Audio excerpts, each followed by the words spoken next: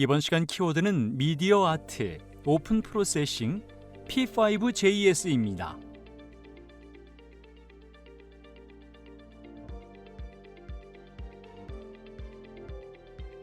코딩을 도와줘 AI로 인터랙티브한 코딩 프로그램 만들기 두 번째 시간입니다.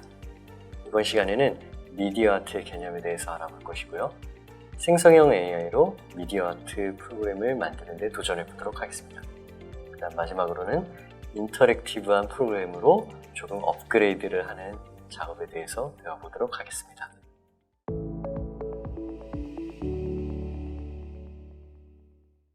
네, 먼저 미디어 아트에 대해서 생각해 볼 텐데요. 미디어 아트의 개념은 무엇일까요? 몇 가지 질문들이 있으니까 여러분들 한번 생각해 보시기 바랍니다. 여러분, 미술 작품을 움직여도 될까요? 혹은 미술 작품과 사람과 서로 상호작용할 수 있을까요? 그리고 미술 작품을 컴퓨터나 어떤 비디오 혹은 인터넷 등과 연결하면 어떨까요? 여러분, 이런 창의적인 생각들에서 탄생한 것이 바로 미디어 아트입니다. 예술 작품을 고정적인 그림 이런 것들로 많이 생각을 하실 텐데, 미디어 아트는 이런 예술 작품과 미디어, 한국말로 하면 매체죠. 매체랑 서로 결합한 것들을 미디어 아트라고 말할 수가 있습니다. 이 중에서도 이제 뉴 미디어 아트는 특히 컴퓨터나 이런 가상현실 이런 것들을 적극적으로 사용하는 것을 뉴 미디어 아트라고 하고요. 오늘 우리가 배울 코딩들은 코딩을 계산하는 데만 쓰지 말고 예술 작품으로 한번 활용해 볼 수 없을까 하는 물음에서 출발하도록 하겠습니다.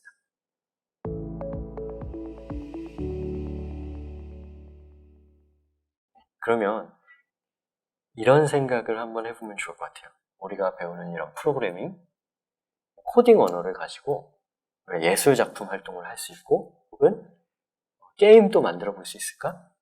이런 생각을 해보는 겁니다. 당연히 가능하고요. 이런 것을 쉽게 해줄 수 있는 그런 도움을 주는 사이트들이 요즘은 참 많은 것 같아요. 그 중에서도 제일 대표적인 것이 바로 프로세싱이라고 하는 언어입니다. 프로세싱이라는 언어를 여러분이 아마 들어본 적이 많이 없을 것 같습니다. 사용하는 사람은 그렇게 많지 않지만 예술가나 창의적인 활동을 하시는 분들이 굉장히 많이 쓰는 언어예요. 왜냐하면 여러분, 코딩으로 그림을 그리거나 어떤 예쁘게 애니메이션을 만들거나 하는 데는 사실 굉장히 긴 코드가 필요합니다.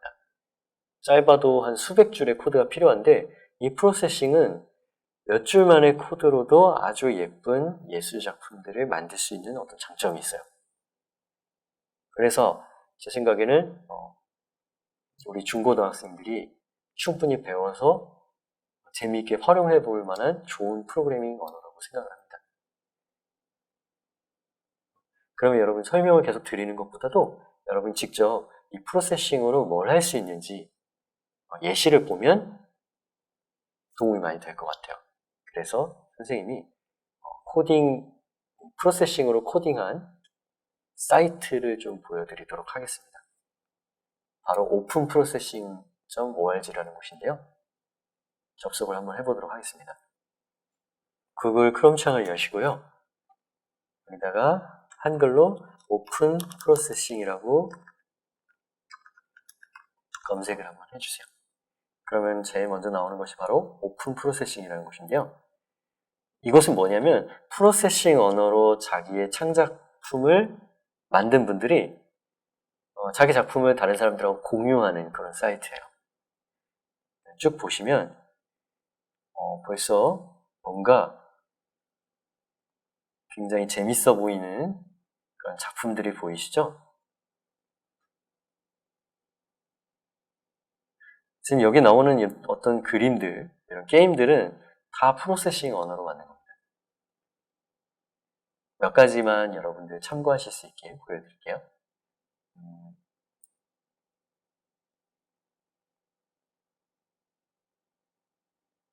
이 작품을 한번 보도록 하겠습니다.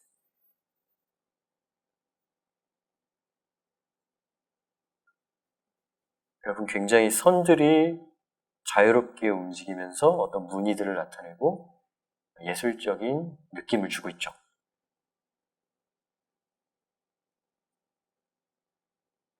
이것이 이제 프로세싱으로 구현한 건데 과연 이 속의 코드는 어떻게 생겼을까요, 여러분? 이걸 한번 눌러보세요. 여기 보시면 오른쪽에 이 메뉴를 누르시면 이 코드를 보실 수가 있는데 여러분 이런 숫자와 프로그래밍 언어 값으로 보이실 겁니다.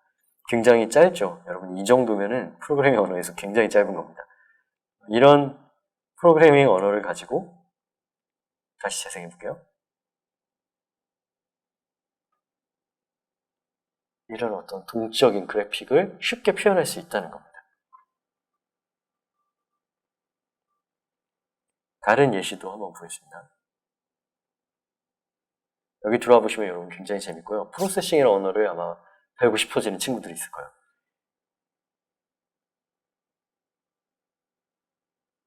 네, 이런 입자들이 이렇게 날아가는 것들이 이제 영상에서 많이 쓰는 기법들인데 이런 것들도 코드로 되게 간단하게 구현할 수가 있습니다. 보시면 생각보다 함수들도 굉장히 간단하게 되어 있습니다. 물론 여러분 처음 보는 친구들은 굉장히 어려워 보이겠지만 이런 식의 숫자 값으로 되어 있고요. 대부분 매개 변수로 되어 있어서 여러분들이 이 매개 변수를 수정해 보면서 조금씩 코드를 바꿔보실 수도 있어요. 다른 사람들한테 이렇게 코드를 공유하고 내가 이제 바꿔서 더 멋진 것들을 만들어 볼 수 있는 것이죠. 예술적인 것들도 이렇게 만들 수 있을 뿐만 아니라 게임도 만들어 볼 수 있습니다. 굉장히 인기가 있던 게임 중에 하나가 이건데요. 설명이 나오죠. G, X, 그리고 에러 키라고 되어 있습니다. 그러면 이제 마우스 키로 움직일 수 있고 죽었네요. 네, 이런 식으로 여러분들이 게임도 해볼 수가 있고요. 이 게임을 어떻게 만들었는지 코드도 간략하게 보여주고 있습니다.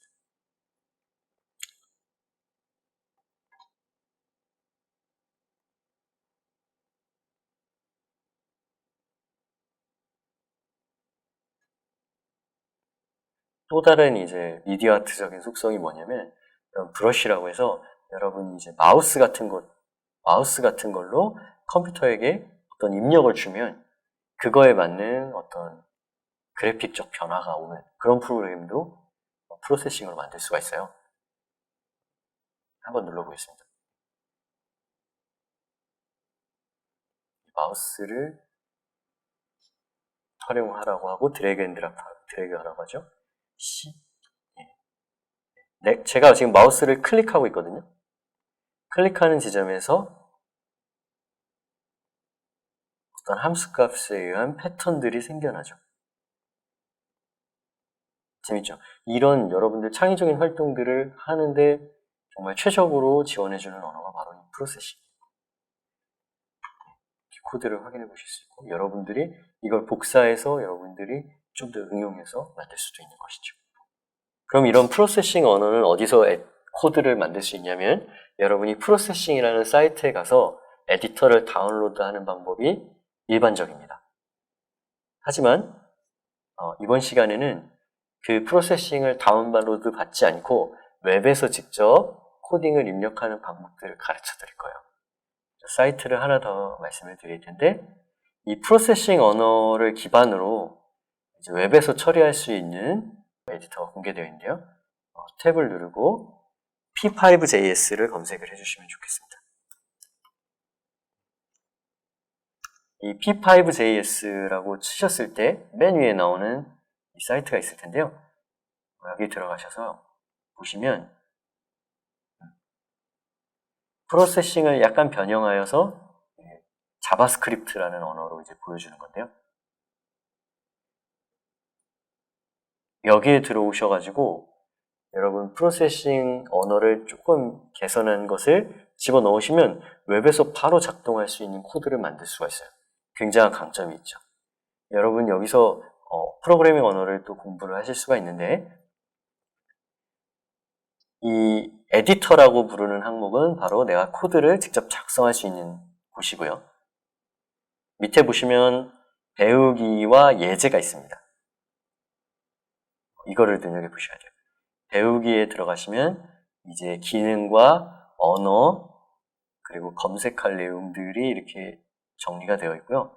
특히 예제가 중요한데 여러분들이 만들고 싶은 어떤 예술적인 부분들을 어떻게 코드로 만들어야 되는지 예시가 다 들어있습니다. 예를 들어 점과선을 눌러볼게요. 점과선을 누르면 간단하게 이제 사각형을 그리는 그런 프로그램들이 보이시죠? 그런 것들을 이렇게 작성한다는 예시들이 다 있습니다.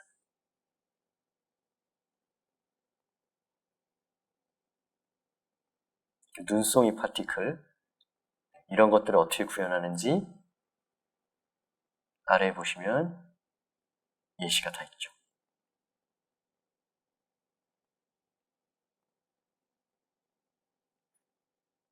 간단하게 여러분 여기 예시 자료를 한번 복사를 해볼게요. 복사를 하시고 에디터에 가셔서 여기 기본적으로 나와 있는 이 내용들을 지우시고요.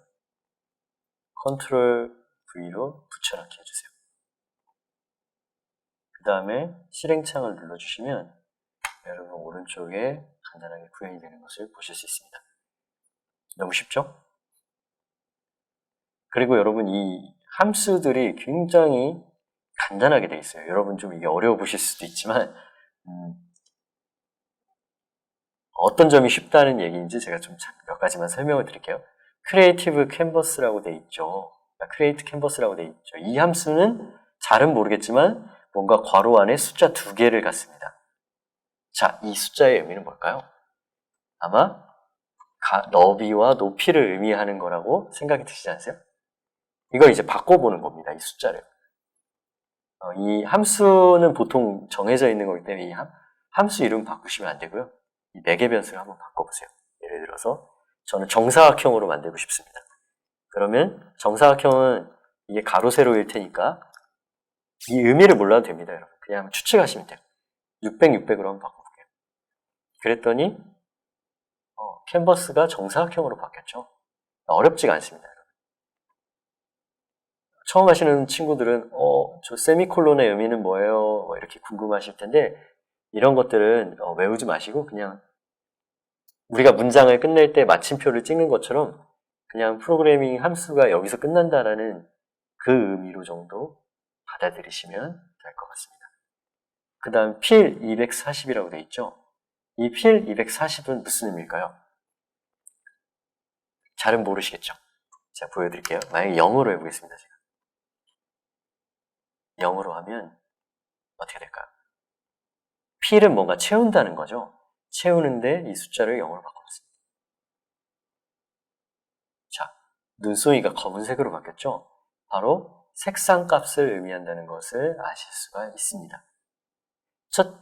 첫 시간에 제가 이미지는 RGB로 표현하고 0에서 255까지의 숫자로 표현한다고 말씀을 드렸죠? 255로 하면 하얀색이 되고 0으로 하면 검은색이 되는 것을 확인하실 수 있어요. 즉 밝기를 이야기합니다. 중간값 한 120 정도는 중간 색깔이 나오겠죠. 회색 정도가 표현이 될 겁니다. 여러분 그러면 RGB 값을 해볼까요? 예를 들어서 숫자 3개를 넣어보는 겁니다. 255, 0, 0 이렇게 한번 넣어본다고 해볼게요. 자, 어떤 색깔이 나오나요? 지금 배경이 빨간색이라 여러분 잘 안 보이실 텐데 빨간색 눈이 내리죠. 이 3개의 의미가 바로 RGB의 의미인 거예요. 그러니까 레드 값, 빨간색 값만 있기 때문에 지금 빨간 눈이 오는 거죠. 반대로 빨간색 위치에 0을 넣고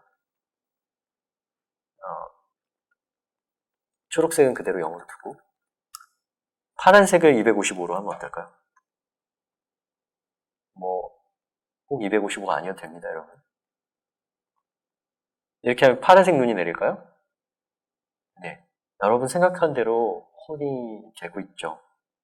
이 식으로 매개 변수를 바꿔보면서 여러분이 코드를 이해하고 공부해보는 것이 좋습니다. 그러면 여러분 빨간색하고 파란색하고 섞으면 무슨 색깔이 되죠? 보라색이죠. 255 빨간색하고 초록색은 안 주고 파란색을 줘보겠습니다. 이렇게 하면 어떤 색이 돼요? 보라색이 나올 거라는 것을 예측해 보실 수가 있죠. 코딩은 이런 겁니다. 대부분의 모든 것들은 컴퓨터는 숫자로 처리해요.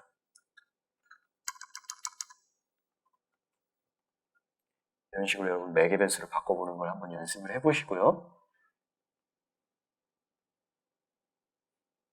그 다음에 여러분 여기 슬래시가 2개가 되어 있는 표시가 있죠. 아까 파이썬에서 샵으로 되어 있는 것들은 제가 이전 시간에 주석이라고 설명을 드렸고, 이건 그냥 코드가 읽지 않는 부분입니다. 코드로. 그러니까 우리가 알아보기 쉽게 설명을 달아놓거나 이 코드에 대한 어떤 안내 문구를 쓰고 싶을 때 컴퓨터가 실행하지 않도록 이렇게 주석 처리를 하는 것입니다. 이 슬래시 2번으로 되어 있죠. 이게 프로그래밍 언어마다 약간 쓰는 방법이 다를 수 있어요. 하지만 프로세싱에서는 이 슬래시 2번으로 주석 처리를 한다는 것들 이렇게 생각을 해주시면 좋겠고요. 그 다음에 여러분 이런 함수 값들은 여러분들이 당연히 이 무슨 의미인지 모를 겁니다. 그런데 유추는 할 수 있을 거예요. 여러분이 POS X라고 되어 있는 건 무슨 의미일까요? 잘은 모르겠지만 POS는 아마 포지션을 의미할 겁니다. 위치라는 뜻이겠죠. X는 X좌표. 프로세싱에서는 눈에 안 보이지만 이 가로축을 X 그리고 이 높이를 나타내는 것을 Y로 표현합니다. 그래서 여러분들 생각해 보실 때 X좌표는 뭔지 모르겠지만 0, 0에서 하고 그 다음에 이 Y좌표는 잘 모르겠지만 랜덤, 무작위로 이렇게 하는구나. 이런 것들을 머릿속으로 한번 그려보는 거예요. 이런 식으로 수정을 하실 수 있다는 거. 네. 이렇게 생각을 해주시면 좋고요. 자, 이제 간단하게 여러분 그 예제를 보는 법과 이제 여러분들이 코드를 이제 넣어서 실행해 보는 법들을 배워봤는데요. 그러면 우리가 그래도 이걸 새로 여러분이 짜라고 하는 것은 너무 어렵잖아요. 처음 하는 친구들한테. 그럴 때 바로 생성형 AI의 도움을 받을 수 있는 겁니다. 빙 챗을 활용해 볼게요. 이번엔 여러분. 빙닷컴에 접속을 해주세요. 구글에서. 그럼 여러분들 회원가입을 지난번에 한 친구들은 여기 로그인이 되어 있으실 거고 안 되는 친구들은 가입해서 들어가셔야 됩니다. 저는 가입을 해놨기 때문에 이 채팅으로 바로 들어가 보도록 하겠습니다. 채팅. 이렇게 하시고 이번에 여러분 코드를 작성하실 때는 창의적인이 좋을까요? 정밀한이 좋을까요? 당연히 정밀함이 좋습니다. 왜냐하면 코드는 프로그래밍 언어는 여러분 오탈자 한두 개에도 프로그래밍이 실행이 안 되는 경우가 대부분입니다. 아까 매개 변수로 막 고쳐도 되지만 함수 이름은 제가 고치면 안 된다고 했죠. 규칙을 틀려버리면 프로그래밍이 작동을 하지 않기 때문에 여러분 가급적이면 정밀함으로 해주셔요. 아시겠죠? 자, 그 다음에 여러분이 명령을 내려보는 겁니다. P5JS 프로그래밍 언어로 여러분 아마 수학 시간에 배운 적이 있을지 모르겠는데 프랙탈 도형을 만들어줘. 여러분 이런 프랙탈이라는 단어를 몰라도 상관없습니다. 그냥 여러분이 무슨 몇각형 도형을 만들어줘 이렇게 하셔도 상관없어요. 도형은 여러 개이고 색상을 각각 다르게 해줘. 이렇게 한번 해보겠습니다.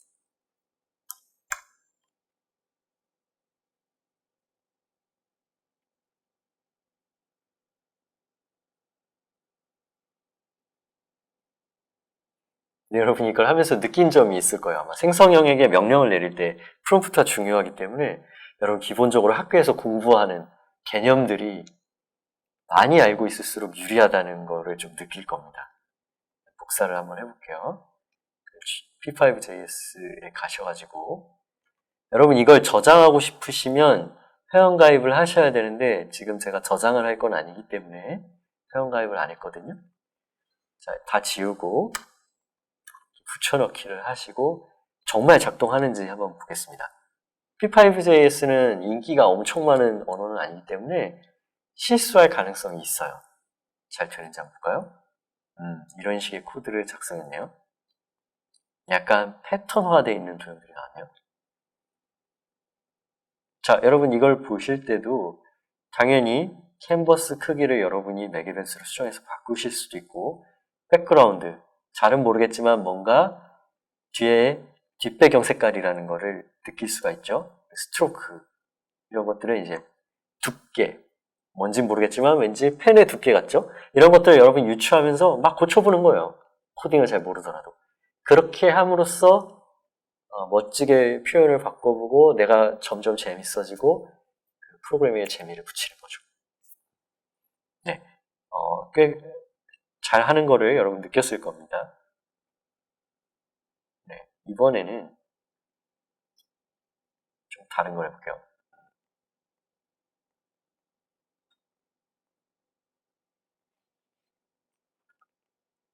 파티클이 아까 입자가 부서지는 효과거든요.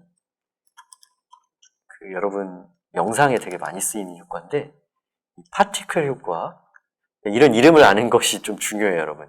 이름을 몰라도 인터넷 검색을 하거나 GPT에게 물어보면 되니까 여러분들 너무 어려운 용어다라는 생각하지 마시고 한번 여러분들이 검색해서 응용을 해보시면 좋을 것 같아요.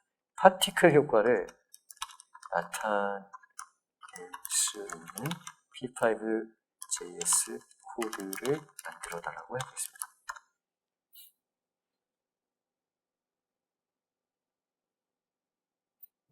못 알아들을 수도 있는데 한번 해보겠습니다.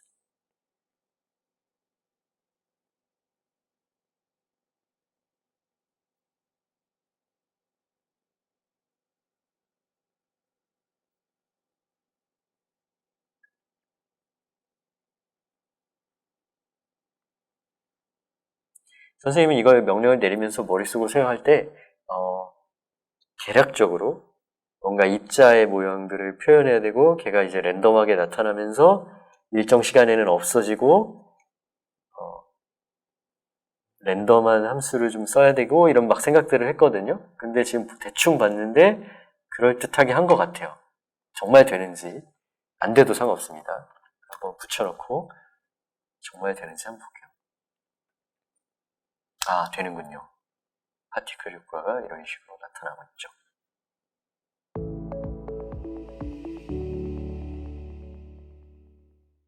이런 식으로 여러분들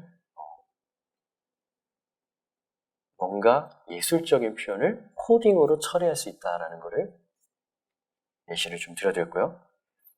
근데 미디어 아트라고 하면 여러분들 조금 더 다양한 활동을 해볼 수가 있는데 예를 들어서 지금 이거는 정해진 대로 어떤 랜덤의 효과가 나오는 거잖아요.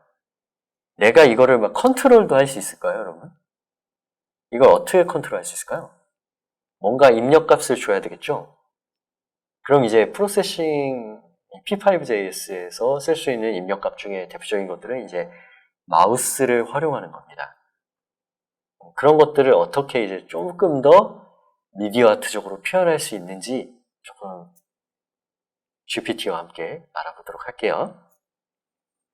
이것도 재밌어요, 여러분. 이것도 재밌는데 추가로 이제 GPT에게 요청을 하는 거죠.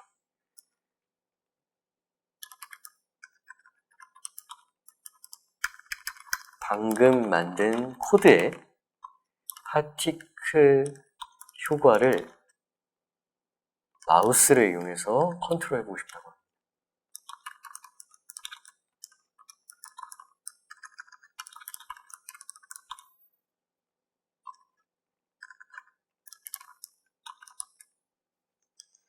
네. 코딩을 잘하는 친구들은 지금 만든 코드에서 변수 값에다가 그 마우스 좌표 변수를 집어넣으면 된다는 걸 머릿속으로 유추를 했을 겁니다. 하지만 처음 하는 친구들은 그런 거를 모르기 때문에 GPT에게 물어보는 겁니다. 당연히 할 수 있는 친구들은 직접 해보겠지만 좀 처음 하는 친구들은 어렵잖아요. 그러니까 GPT한테 도움을 요청하는 거죠.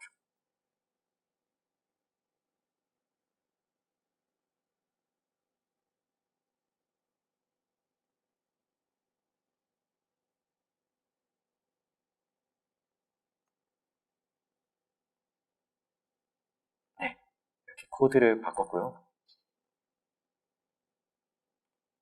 자, 그러면 이제 아까 그 내용에서 마우스를 컨트롤해서 조금 더 컴퓨터와 내가 상호작용하는 느낌을 주는 겁니다.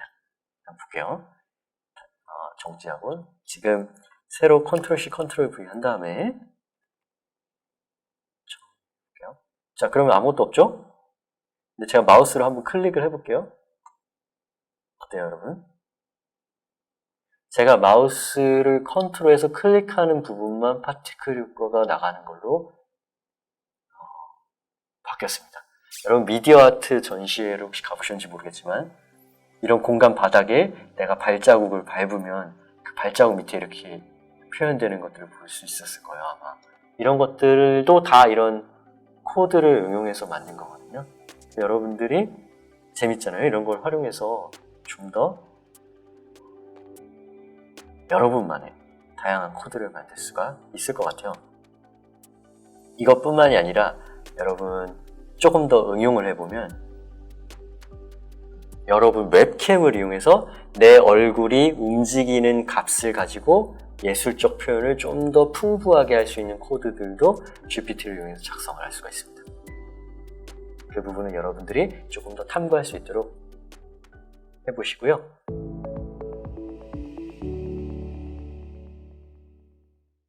오늘은 미디어 아트적인 표현을 어떻게 코딩으로 할 수 있는지를 배워봤습니다. 이걸 활용해서 여러분만의 재미있는 프로젝트를 완성해 보기 바랍니다. 여러분 배운 P5JS 언어를 통해서 다각형을 만들고 그 다각형이 회전할 수 있는 그런 프로그래밍 코드를 만들 수가 있거든요. GPT에게 물어보시고 그런 도형들을 만들 수 있는 방법들을 응용해서 여러분만의 코드를 만들어 보는 것을 추천합니다.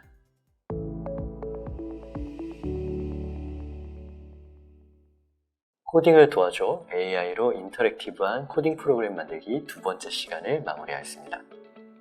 오늘 미디어 아트에 대한 개념을 배웠고요. 예술과 미디어, 즉 매체를 접목한 창작 활동을 의미한다는 것을 배웠습니다. 특히 뉴 미디어 아트는 컴퓨터나 웹, 가상현실 등과의 상호작용으로 확장되는 개념이고요. 프로세싱 언어라는 프로그래밍을 통해 창의적인 작품을 만들 수 있다는 것을 배웠습니다. 특히 GPT를 활용해 기존 코드를 사람과 상호작용이 가능한 코드로 확장할 수 있다는 것에 대해서 배웠습니다.